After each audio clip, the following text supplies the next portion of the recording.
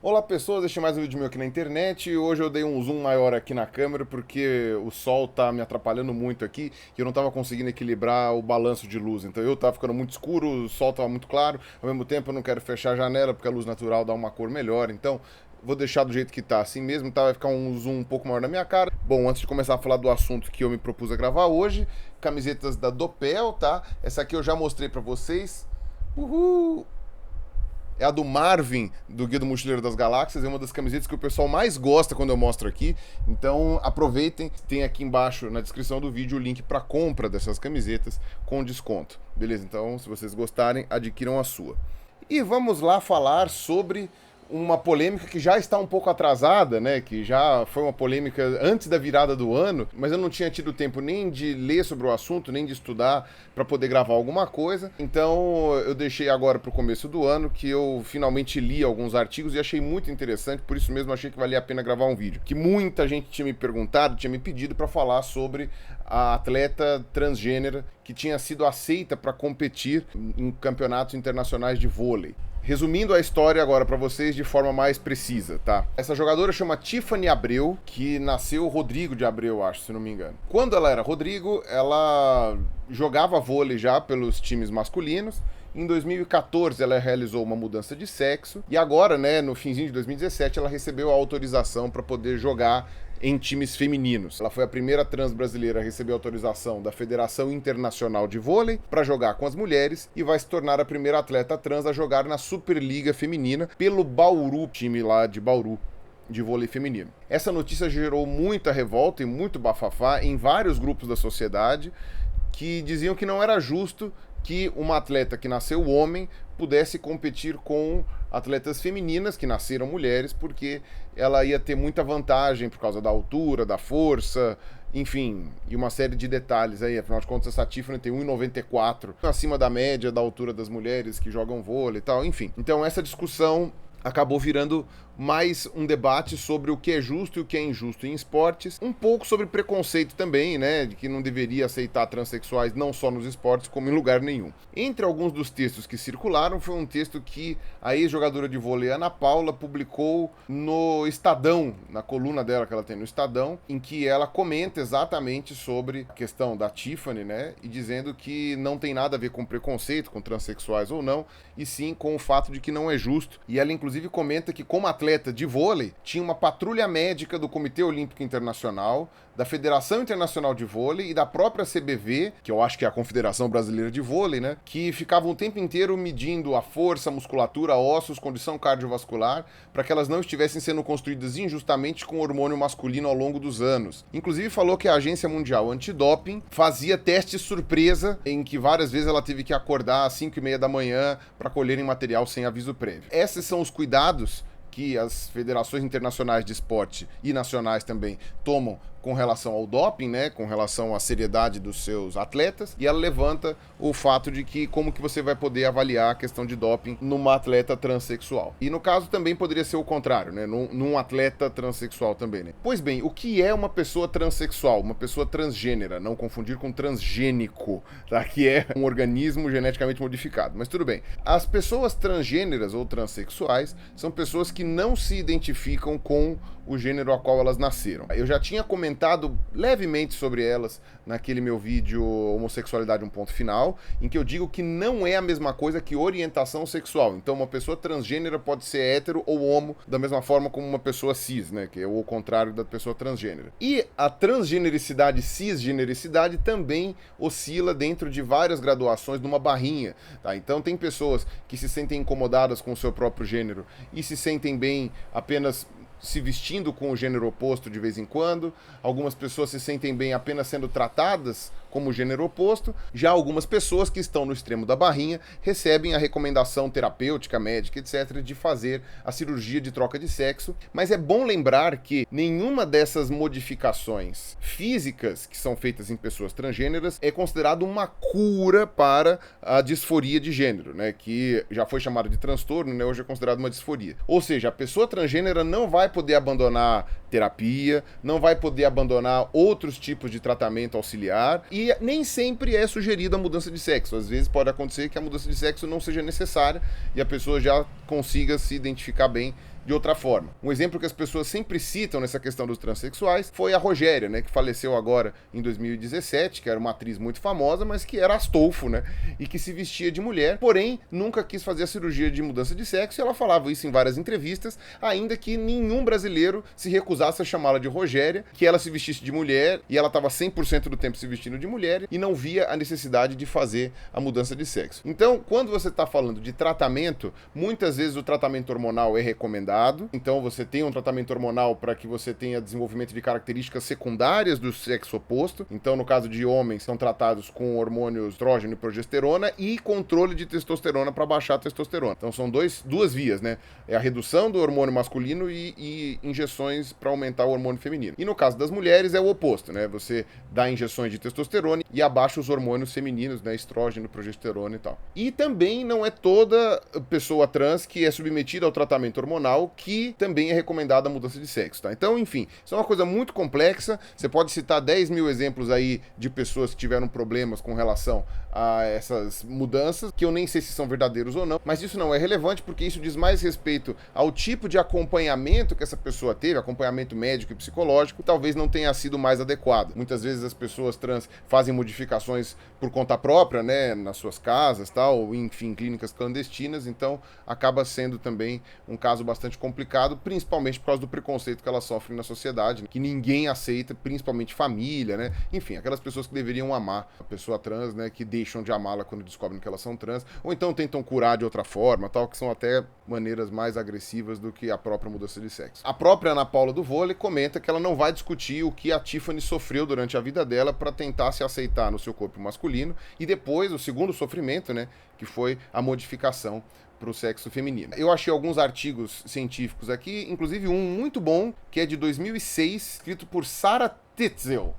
Eu nem sei se ela é transgênero ou não, e pouco importa, que é um artigo muito legal mostrando que essa discussão já é antiguinha até, né? Na verdade, essa discussão é até um pouco anterior, é do começo dos anos 2000, sobre o que fazer com pessoas transgêneras em esportes profissionais. Achei outros artigos também aqui falando sobre terapia hormonal para pessoas transgêneras, tá? Vou deixar todos linkados aqui embaixo, que são bem interessantes. E eu vou comentá-los no decorrer do vídeo. Vale só por uma questão histórica dizer que o primeiro caso no esporte foi a Renee Richards, que era um jogador de tênis, que virou jogadora de tênis, que hoje tem 83 anos. Você vê como que isso daí aconteceu, foi lá pelos anos 70, né, que ela fez a mudança de sexo, e ela foi aceita como uma tenista profissional do sexo feminino. Podemos dizer aí que no caso do tênis, talvez, eu não manjo absolutamente nada de tênis, e absolutamente nada é menos do que vocês imaginam, podemos dizer que talvez no tênis as diferenças entre homens e mulheres não sejam tão exacerbadas assim. Porém, há um motivo pra gente dividir os sexos na hora de fazer esportes, né? Tanto que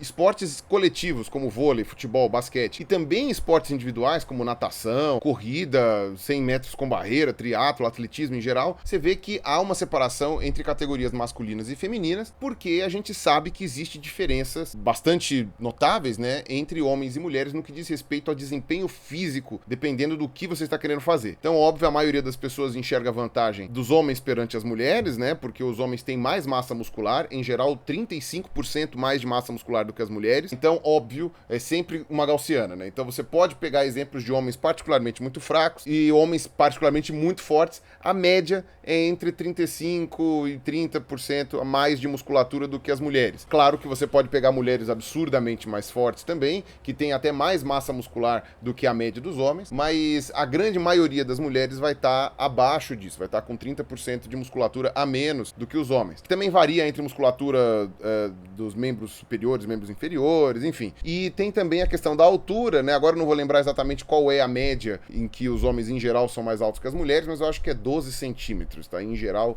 é uma média de 12 centímetros. Você tem que ter essa diferença, porque em alguns esportes 12 centímetros vão fazer a diferença, 35% de massa muscular vão fazer a diferença, ainda que você possa dizer que alguns esportes em que a leveza é mais importante, sei lá, como ginástica olímpica, talvez as mulheres ganhem vantagem por serem mais baixas, por serem mais leves e terem menos massa muscular. Mas aí também eu tô chutando. Eu sei que a maior parte dos esportes, os recordes mundiais dos homens são maiores do que os das mulheres, exatamente por causa dessa questão de compleição muscular, altura e tal. E como eu falei, né, essa Renee Richards aí pôde disputar os campeonatos de tênis lá na década de 70 ou 80, foi o primeiro caso conhecido, pelo menos o que eu achei na literatura. Você teve vários outros problemas, mas não necessariamente com pessoas transexuais, mas com pessoas que tinham problemas de gênero, no caso genéticos mesmo, ou anatômicos. Então, hermafroditas, pessoas que têm problemas, né, de malformação gonadal. Eu explico levemente também isso daí naquele meu vídeo Homossexualidade, um ponto final. E também tem um vídeo do Drauzio, muito legal, em que ele fala sobre essa questão da diferença, né? Que o pessoal comenta que, ou é homem ou é mulher, e no caso, quando você vai ver a questão dos hermafroditas, você vê que não é uma coisa simples. Um exemplo que ficou muito famoso aqui no Brasil foi a judoca de Nancy Silva, que ela era hermafrodita, ela teve que fazer uma cirurgia para readequar a sua genitália, deixar ela puramente feminina para poder competir entre os esportes femininos. Ou seja, foi questionado se ela era mulher ou homem, na verdade, mas depois da adequação, ela foi permitida para competir no judô. E essa polêmica foi em 96 também, pra vocês verem como já faz tempo. Mas tem vários outros casos. A Ana Paula mesmo, do vôlei, ela cita o caso de uma atleta que naturalmente tinha mais testosterona e que foi impedida de competir justamente porque ela foi considerada um doping natural, digamos assim. Eu não lembro agora o nome dessa atleta, e a Ana Paula também não falou qual era a nacionalidade dela e também não corria atrás. E você tem também alguns casos que são muito interessantes de pessoas que têm o gênero trocado por causa de uma série de alterações gonadais e cerebrais que acontecem durante a formação do embrião e do feto. Então existem casos, por exemplo, de indivíduos que são XY, porém, devido a um problema na formação das gônadas, ele não desenvolve o testículo, ou melhor, o testículo fica interno, não produz a testosterona e acaba produzindo mais hormônios femininos, o que gera características secundárias femininas, forma uma protovagina, um protocanal vaginal que pode servir para penetração, e essas pessoas muitas vezes casam, e elas acham estranho às vezes porque não menstruam, porque não conseguem engravidar, quando vai no médico descobre que na verdade essas mulheres são homens. Tem vários casos disso documentado e eu quase não vejo nenhuma descrição sobre o que acontece depois disso, depois que elas descobrem que na verdade elas foram criadas e se identificam com um gênero a qual elas não pertencem. E não só a reação pessoal dessas pessoas, como também a reação dos seus parceiros, porque muitas delas são casadas, ou dos seus familiares, né? Porque efetivamente aí não dá nem pra dizer que a pessoa escolheu, né? Porque nenhuma dessas pessoas escolhe, né? Nem essas e nem as pessoas trans. Mas as pessoas trans sabem que tem algum problema com elas. Essas pessoas não sabem até a hora que elas vão ver no médico porque que elas não menstruam e tal, e acontece isso. Houve casos em que isso aconteceu no esporte, nesse artigo aí de 2006 que eu citei, em que algumas mulheres descobriram que eram homens e foram impedidas de competir. Então, exatamente porque a gente costuma dizer homens competirem no lado de mulheres é injusto, porque os homens seriam melhores do que as mulheres em quase tudo, no sentido de força, tamanho, etc., que é algo também discutível, mas na maior parte das modalidades olímpicas a gente pode arredondar dizendo que seria assim mesmo. O problema, a discussão que acontece nessa questão de transgêneros no esporte é geralmente de homens que viram mulheres e não de mulheres que se transformam em homens. Ela nunca vai ser exatamente como um homem, então é justo ela competir, mas na verdade é porque ela não vai ganhar. Esse seria o pensamento inconsciente de quem discute isso daí. E no caso o homem, se o homem compete com a mulher, mesmo que ele perca, que ele faça tratamento hormonal, etc., ele vai ter uma vantagem sobre a mulher e aí isso seria injusto. Nos dois casos, eu acho que a lógica valeria. Seria, se você for usar essa lógica de injustiça, nos dois casos valeria, mas ninguém discute quando a injustiça é para baixo. Bom, o que diz o Comitê Olímpico Internacional, o COI? Existe um documento de 2004 chamado Consenso de Estocolmo.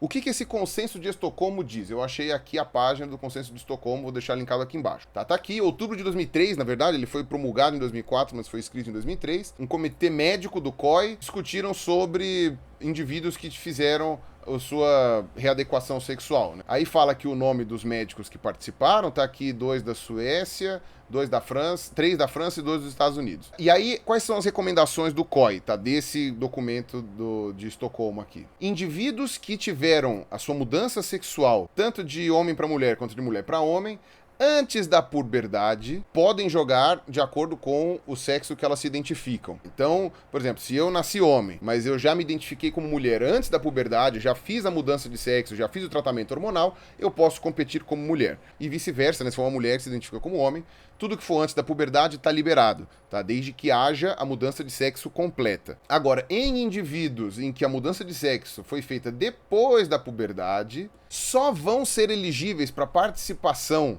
em competições de homens e mulheres, respectivamente, aqueles que seguem as devidas condições, tá? São 3 condições. Uma, mudança anatômica cirúrgica completa, incluindo genitália externa e interna. Ou seja, não são aceitos casos de transexuais, como eu falei da Rogéria, né, que simplesmente muda o externo, mas continua com o genital e principalmente a gônada do seu sexo de nascimento. Por quê? Porque isso faz toda a diferença. É a gônada que produz hormônio, é o testículo e o ovário. Então, tanto o testículo quanto o ovário têm que ser cirurgicamente removidos. Senão, você não pode competir como transexual na categoria que você se identifica. Segunda obrigação, você tem que ter um reconhecimento legal das autoridades oficiais do país. E aqui eu não sei se é do país na qual você reside ou no país na qual onde vai acontecer o esporte que você vai praticar. Então, aí eu já não sei como é que funciona, porque aí começa a ficar um pouco mais complicado. Países que provavelmente não aceitam a mudança de sexo ou que não aceitam pessoas transgêneras, dificilmente vão poder competir pessoas transgêneras em esportes, se for o caso, né? Mas, enfim, isso é uma coisa importante que o COI fez, porque senão provavelmente todo mundo ia ser processado ou ia invalidar uma série de resultados. E terceiro, deve ser feita a terapia hormonal apropriada e por tempo suficiente para que as vantagens relacionadas a gênero sejam minimizadas, ou seja, caiam ao mínimo em competições esportivas. E, na opinião do grupo que escreveu esse documento, isso não pode ser feito antes de 2 anos depois da mudança de sexo. Então, a pessoa tem que esperar 2 anos para poder competir na modalidade do gênero a qual ela se identifica. E é compreensível que seja necessário fazer uma avaliação caso a caso. Então, essas são as exigências do COI. E a Tiffany Abreu está dentro das exigências do COI. Fez a mudança de sexo completa há mais de 2 anos, está fazendo o tratamento hormonal, no caso, acho que exatamente há 2 anos, e ela é reconhecida no país, né? Tem carteira de identidade de mulher e tal, essas coisas. Ela respeita todas as regras que o COI impõe e, portanto, ela pode competir. Então, do ponto de vista da organização que gerencia os esportes olímpicos, a Tiffany está dentro. O que a gente pode discutir é se essa resolução de Estocolmo, esse consenso de Estocolmo,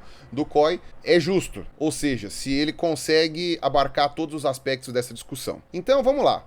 As pessoas dizem, né, no caso a Ana Paula falou, né, que seria doping. No caso ela foi esquadrinhada durante todos os dias enquanto ela foi atleta profissional para ter certeza de que ela não estava fazendo uso de substâncias proibidas ou de doping. E lembrando, o que é o doping? Também nas palavras do COI. É aquela substância que permite 3 coisas. Uma, que melhore a sua performance, que cause dano ou que viole o espírito do esporte. Porém, de acordo com os artigos que eu li, apenas são aceitos para competição mulheres trans que já têm um nível de testosterona igual ou abaixo das mulheres, nascidas mulheres que estão competindo. Lembrando que há uma variação natural, uma oscilação natural da quantidade de testosterona tanto em homens quanto em mulheres. E no caso de homens trans, né, que eu acho que seria o mais preocupante, né, porque eles têm que tomar testosterona de verdade, né, para poder fazer a mudança de sexo, inclusive para cumprir a regra do COI, né, que tem que ter a mudança hormonal. Então, como tomar testosterona é considerado doping, e de fato, quando um transexual está fazendo uma reposição hormonal para virar homem efetivamente, né, externamente também, durante esse processo, os níveis de testosterona não chegam a ser os mesmos de um homem nascido homem. Então eu não lembro agora qual é a porcentagem exata, mas é em torno de 20% a menos. Então a chance de ser considerado doping no caso de um homem trans é muito baixa, porque ele vai apresentar já um nível de testosterona abaixo do recomendável, porque toda a testosterona que ele tem é ingerido artificialmente, não é produzido pelo corpo. E até tem uma discussão sobre como que oscila o nível de testosterona nos homens antes, no meio e depois das competições, oscila naturalmente, como que o ciclo estral das mulheres também faz com que oscile o desempenho dela, né? Então tá mais perto da ovulação, tá mais longe da ovulação. Esse tipo de alteração, de oscilação, não pode ser emulado pelo tratamento hormonal e nem pela mudança de sexo. Então, a princípio, não se enquadra como doping a terapia hormonal, principalmente por causa dos níveis que são observados no corpo dos transexuais, que é diferente dos níveis observados no corpo de pessoas cis que tomam esses hormônios. Por exemplo, há alguns tipos de doping que são muito difíceis de detectar e que já acontecem naturalmente. O mais comum deles é o GH, que é o hormônio de crescimento, que ele é muito bom do ponto de vista esportivo, é o hormônio perfeito, né? Ele faz você ficar mais alto, faz você ficar com maior massa muscular ou ganhar massa muscular com mais facilidade e faz você perder gordura. Porém, o GH é produzido naturalmente pelo seu corpo, tanto em homens quanto em mulheres, e se você tomar ele na adolescência, vai fazer com que você seja mais alto, mais forte, etc. E quando você for competir nos Jogos Olímpicos quando você virar um jovem adulto, já não vão mais haver traços dessa superdose de GH que você tomou graças a um treinador que te fez esse tipo de terapia. O pessoal comenta muito do pessoal da natação, né? Que às vezes tem uma chulapa gigantesca, né? Eu tô falando do pé, tá? Chulapa aqui em São Paulo é o pé. Que tem uma mão muito grande, né? Que aqui também é chamado de raquete, né? Quando a pessoa tem a mão muito grande. Que seriam consequências da terapia com o GH, que seria um doping. Porém, quando a pessoa vai competir, sei lá, 10 anos depois, ela já cresceu, o tamanho não volta e isso não é detectado no doping, então a pessoa consegue competir numa boa e que isso não seria justo de qualquer forma. E que é muito difícil detectar o GH. Eu vou colocar aqui também um artigo mostrando como é complicado detectar o GH, mesmo que a pessoa tome esse GH quando ela já é um atleta competidor. Enfim, porque o GH ele se disfarça muito bem, então eles dão ali técnicas, né, que poderiam ajudar a identificar se o GH foi adquirido naturalmente pela pessoa ou se foi ingerido, né, ou injetado e tal, configurando doping. Um outro exemplo que eles falam no artigo, né, é que, por exemplo, se nenhum tipo de mudança ou de substância que melhore a sua performance pode ser aceita, né, no Comitê Olímpico, então, tecnicamente, cirurgias para correção da vista deveria ser considerado um tipo de doping. Essa é a questão, não existe justiça com relação a ninguém, né, o esporte, por definição, ele não é justo, porque senão não haveria ganhadores, né. Você tem o seu esforço pessoal de se tornar um atleta, mas ao mesmo tempo você tem variações genéticas suas, que são próprias suas, que fazem com que você seja um bom atleta. Tem algumas variações que são inclusive étnicas, então é por isso que quase todos os grandes recordistas em corrida são negros e quase todos os grandes recordistas em natação são brancos, porque você tem uma variação ali étnica que favorece a corrida num caso e a natação no outro. Existem essas variações naturais entre os indivíduos e eu nunca vi a gente fazer esportes separados entre raças, por exemplo. Então vai ter corrida separada entre negro e branco, porque o negro tem uma vantagem natural com relação ao branco na corrida. Vai ter natação separada entre negro e branco, porque o branco vai ter uma vantagem natural com relação ao negro. Então, essas diferenças que sempre foram conhecidas, nunca foram questionadas no esporte, ou se foram questionadas, não foram levadas a sério. Então o esporte não é exatamente justo. A grande diferença é o que é uma variação natural e o que é uma variação artificial. Mas a gente tem que levar em conta exatamente isso. Será que essa variação artificial, ela efetivamente está gerando uma injustiça?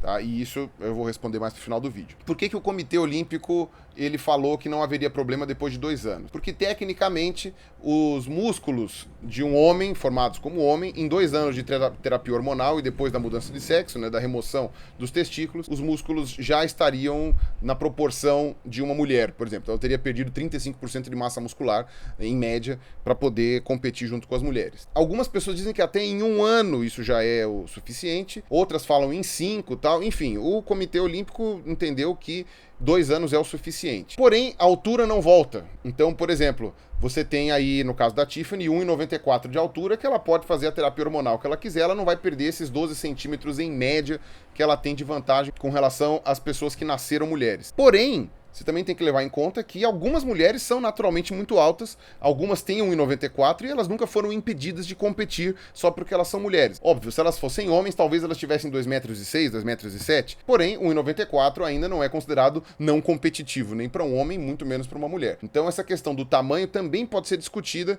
ainda que seja mais difícil de você argumentar que a terapia hormonal vai fazer diferença nisso. Não vai fazer. Você tem, obviamente, uma injustiça natural entre as pessoas, tá? Você tem pessoas absurdamente altas, que vão se dar bem em esportes como vôlei, basquete, etc. E pessoas absurdamente baixas, que vão se dar bem, por exemplo, em ginástica olímpica ou hipismo. E essas alterações naturais que existem na humanidade nunca foram consideradas um impeditivo para você fazer um esporte, para você ter uma competição olímpica justa. Tá? Então, talvez, mesmo que esse tamanho não possa ser alterado com uma terapia hormonal ou uma mudança de sexo, talvez ele também não seja lá uma grande diferença na hora da competição. Mas enfim, e vale lembrar também aquilo que eu já falei, né? Você tem o treino do esporte, né? Então, às vezes, você pode até não ter uma compleição genética que te favoreça, mas treinando você consegue. Eu, por exemplo, poderia ser um grande atleta de algum esporte, mas como eu nunca treinei, hoje eu posso ser destruído, provavelmente de qualquer esporte, em qualquer sexo. Porém, existe uma questão a ser discutida aqui, que é a ausência de estudos. E isso não pode ser desconsiderado na discussão. Você tem muito pouco estudo, em alguns casos até 0 estudos, sobre o desempenho de atletas transexuais comparados com o desempenho de pessoas cis nas categorias em que elas se identificam. Então, um comparativo entre transexuais homens que competiram contra os homens e de transexuais mulheres que competiram contra as mulheres. Tem isso há muito pouco tempo, né? Se você for ver 2004, foi validado cuidado. E nos Jogos Olímpicos de 2004, então, não foi possível colocar nenhum atleta transgênero, não haveria tempo de adequação e nem de treino, né? Porque esses atletas nem imaginavam que eles poderiam competir. E eu acho que foi só em 2008, nas Olimpíadas da China, que você passou a ter transexuais competindo efetivamente, tá? Então você tem muito pouco tempo, você tem uma janela muito curta, né, de, sei lá, 8 anos aí, para você fazer um estudo, né, sobre as diferenças de desempenho, no caso, em Jogos Olímpicos. Talvez se você sair das Olimpíadas e for só para as categorias profissionais em cada um dos esportes e consiga ter aí mais dados, né, para conseguir uma conclusão mais robusta. Ao mesmo tempo que existe sim muito preconceito nessa discussão, pessoas que não gostam de transexuais, que não aceitam a existência de transexuais, que querem arrumar qualquer jeito para que eles não sejam inclusos em nenhum lugar da sociedade, ou que a pessoa aprenda a não ser transexual, como se isso fosse possível, mas você tem sim questionamentos que são válidos, preocupações que são pertinentes sim, ainda que você leve em consideração todos esses fatores que eu citei ao longo do vídeo, tá? Então qual é a minha opinião com relação a isso? A minha opinião é inconclusivo, tá? A gente não tem dado suficiente para afirmar que efetivamente faz diferença ou não como desempenho atletas transexuais. Talvez eu esperasse mais um pouco. Talvez fazer uma pesquisa de desempenho ano a ano e depois de 10 anos ver a validade disso e ver se vale a pena ou não, tal.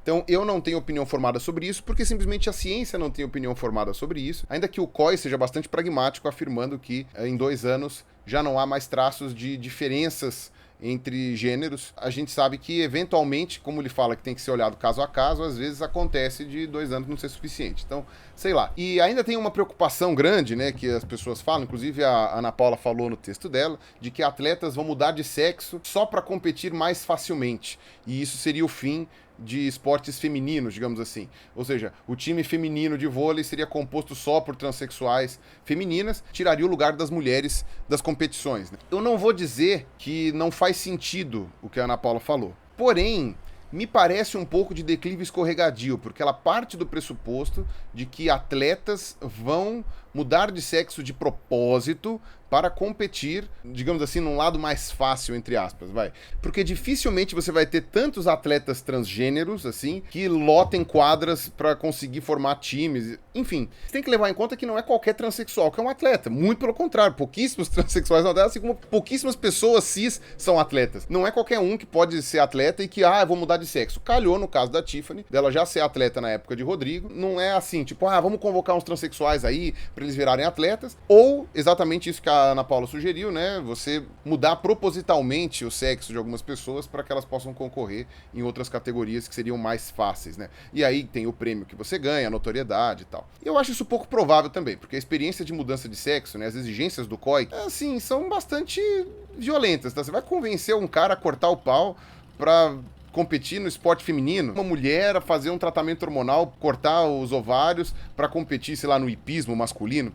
Não sei, me parece muito forçado imaginar esse cenário apocalíptico. Ainda que haja base para isso, porque efetivamente, se realmente for comprovado, e ainda não tem teste, então você não pode afirmar nem que há maior desempenho de transexuais, nem menor desempenho de transexuais nas categorias. Então, se estudos futuros comprovarem que efetivamente transexuais são melhores do que pessoas cis, né, e que, portanto, seria injusto deixá-los competir, então aí talvez a gente possa pensar nessa questão de mudança de sexo proposital, né, para formar times de transexuais que ganhariam com mais facilidade. Mas enquanto isso não for comprovado, eu acho muito pouco provável que pessoas se submetam voluntariamente, só por amor ao esporte, a uma mudança tão drástica no seu corpo, que inclui cortar o pinto, no caso de homens, ou arrancar os ovários, no caso de mulher. Eu acho que talvez a coisa seja muito forçada. Mas ser humano é um troço bizarro, né? É uma caixinha de surpresas. Nunca saberemos até que ponto o ser humano pode chegar, né? Às vezes. A Ana Paula fala de uma pesquisadora que disse que seria necessário, acho que, sei lá o quê, 20 anos. Fala em 15 anos. 15 anos sem testosterona para ter uma mudança óssea e muscular. Eu não vi isso em nenhum dos outros artigos que eu olhei. Então eu vou deixar os artigos aqui embaixo para apreciação de vocês. Mas aí você vai falar, pô, e aí a pessoa é transexual e ela quer ser atleta. Como é que ela vai fazer? Se ela vai mudar de corpo e não vai poder competir mais? Ou ela compete mesmo tendo essa disforia, né? Que pode ser ultra dolorosa para a pessoa, né? Psicologicamente falando, é traumático, é matador. E sei lá, eu acho que se for esse o caso, de realmente fazer uma diferença tão grande, a gente deveria pensar que cada escolha é uma renúncia. Paciência. Lembrei aqui de 2 casos que aconteceram com pessoas próximas minhas, que tinham a alternativa de fazer mudanças corporais para ficarem mais felizes com o seu próprio corpo e que não fizeram porque isso poderia prejudicar a profissão delas. Um caso era um amigo meu, que faz tempo que eu não vejo, que ele era cantor lírico. Agora eu não lembro se ele era tenor ou barítono, mas era daqueles de voz grave. Acho que era tenor. E ele era tipo Pavarotão mesmo, assim, né? Barbudo, gordão, assim. E ele resolveu fazer regime, dieta, porque a gordura tava atrapalhando a vida dele, fazia musculação e tal. E ele realmente ficou mais fortinho, né? Emagreceu muito e ficaram as peles caindo. E ele achava aquilo extremamente desagradável, né? Ruim, né? Você vê aquelas peles caindo e era anti-higiênico também, né? Pra você limpar era complicado. Mas aí ele foi no médico e o médico falou, olha, existe um risco muito pequeno, mas existe um risco de, eventualmente, como a pele vai ficar muito esticada, de prejudicar o seu fôlego, né, o seu diafragma em notas mais altas. Aí ele falou, então sinto muito. Então você vai deixar essas pelancas aí e não vai sair nunca mais. Porque mesmo esse pequeno risco que existia, que era pequeno, ele não quis correr porque essa era a profissão dele. Já pensou se ele não alcança as notas necessárias para ser um tenor? Então ele fez uma opção de manter um aspecto físico dele que ele não gostava para conseguir manter a profissão dele, que além de ganhar pão dele, acho que era o que ele realmente amava. Mas tudo bem, vocês vão falar que a questão da obesidade não é tão violenta ou tão agressiva psicologicamente quanto a questão da transexualidade. E aí eu dou um outro exemplo um pouco mais próximo, que também envolve transexualidade, que é a Fox Salema, que eu não sei se vocês conhecem, tem um canal aqui no YouTube, eu já recomendei algumas vezes há muito tempo atrás. Ela é cantora de metal, né? Só que ela desistiu há um tempo atrás de fazer a modificação física, né? O tratamento hormonal, por exemplo, entre outras coisas, porque havia uma possibilidade pequena de alteração de voz. Eu procurei depois aqui em artigos científicos sobre mudança de voz e eu descobri que geralmente a última coisa, ou uma das poucas coisas que não muda de mulheres trans, né, é a voz. Tanto é que é aquela coisa que o pessoal brinca até, né? É assim que você identifica o travesti, né? Que é pela voz. A voz é muito difícil de disfarçar, porque tem aquele crescimento da laringe, que é típico de homens, e esse crescimento da laringe, ele não volta. Homens trans que tomam a terapia hormonal com testosterona, cresce a laringe, então a voz engrossa. Porém, o oposto não acontece. Mas vai se saber, né? Se o médico falou para ela que existia uma pequena chance dela fazer o tratamento hormonal e não conseguir mais chegar nos mesmos níveis de voz, né? Ela achou por bem não fazer o tratamento hormonal. Também não sei como é que é o acompanhamento terapêutico dela, mas eu lembro que ela tinha comentado isso comigo há muito tempo atrás. Cada escolha é uma renúncia. Como eu falei, nesses casos extremos, você tem uma mudança corpórea que pode impactar na tua profissão. Veja aí o que é que está gerando mais problemas para você, o que é que está te incomodando mais e o que vale mais a pena. No caso da Tiffany, ela conseguiu o melhor dos dois mundos. Então, fico feliz por ela, fico feliz pela Tiffany. Agora, se no futuro ficar provado ou evidenciado atletas transexuais possuem vantagem, talvez outras pessoas não tenham a mesma sorte da Tiffany e tenham que escolher entre ter a sua adequação física ou se manter na sua profissão, tá? Lembrando que isso não vale para caso de pessoas que fazem a mudança de sexo antes da puberdade, tá? Que também é um assunto muito discutido, tem muitos artigos de pessoas dizendo que isso daí não é adequado, que não deveria ser feito, mas no caso aí do COI, o COI fala, do ponto de vista físico, se é antes da puberdade, então não vai fazer diferença mesmo, o COI tá certinho mesmo, não tem como fazer diferença. É isso aí que eu tinha para dizer, tá? Desculpa se vocês estavam esperando uma conclusão mais assertiva minha, né, mais firme, né, de que não, tem que deixar assim competir, ou não pode competir, mas infelizmente esses são os dados científicos que eu consegui recolher. Não existe, afinal de contas, uma resposta afirmativa ou negativa para dar nesse caso, tá? Tem pontos positivos, pontos negativos, e por enquanto a argumentação está muito mais na pesagem desses pontos do que efetivamente em dados concretos, robustos, coletados na bibliografia, tá? Porque poucas pesquisas foram feitas até por causa do pouco tempo em que existe esse dilema ou esse tipo de discussão. Beleza? Então é isso aí, eu espero que vocês tenham gostado desse vídeo. Um abraço para vocês, até a próxima e falou!